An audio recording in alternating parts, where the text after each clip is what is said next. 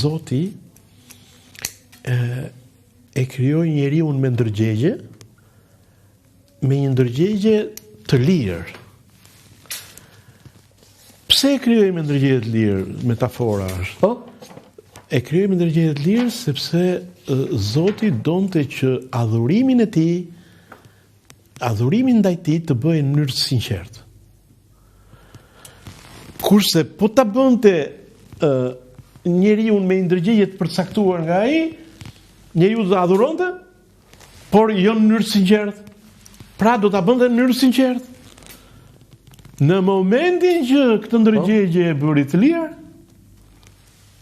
karakteristika themelore që thot filozofia në 2000 vjeta, në 3000 vjet, që thot karakteristika e ndërgjegjes është që asgjë nuk mund ta imponojë. Dhe liria e ndërgjegjes shfaqet në atë moment ku njeriu thot: mua më urdhërojnë të bëj këtë, po unë kam dhe mundësi të tjera. Secili nga ne e përmban këtë aftësi mëkati, që do të thot asnjë pushtet nuk mund të na imponojë ne, në mund na imponojë sjelljen.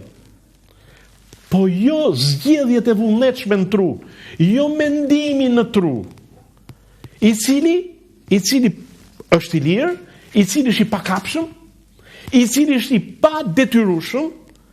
Asnjëri nga ne nuk mund detyrohet, mund të detyrosh fjalën, mund detyrosh të shkruarin, mund detyrosh sjelljen, po jo atë që mendon njeriu. Dhe liria e njeriu